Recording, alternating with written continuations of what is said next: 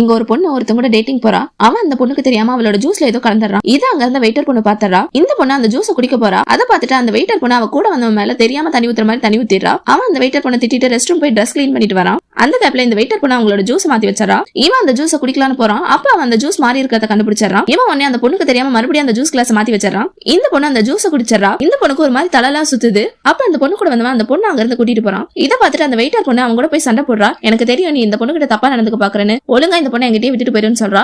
அப்ப அந்த இடத்துக்கு அந்த ஹோட்டல் மேனேஜர் வந்து அவளை திட்டி அங்க இருந்து கூட்டிட்டு போயிடுறான்.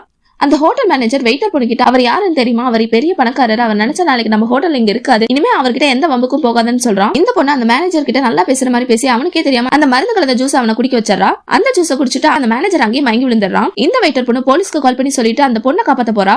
இவன் அந்த பொண்ணை கார்ல கடத்திட்டு போக பாக்குறான். இந்த வெயிட்டர் பொண்ணு அவங்க கூட சண்டை போடுறா. அப்ப அந்த இடத்துக்கு போலீஸ் வந்து அவனை அரெஸ்ட் பண்ணி கூட்டிட்டு போயிடுறாங்க. இந்த பொண்ணு அவளை காப்பாத்துறதுக்காக அந்த வெயிட்டர் பொண்ணு கிட்ட தேங்க்யூன்னு சொல்றான்.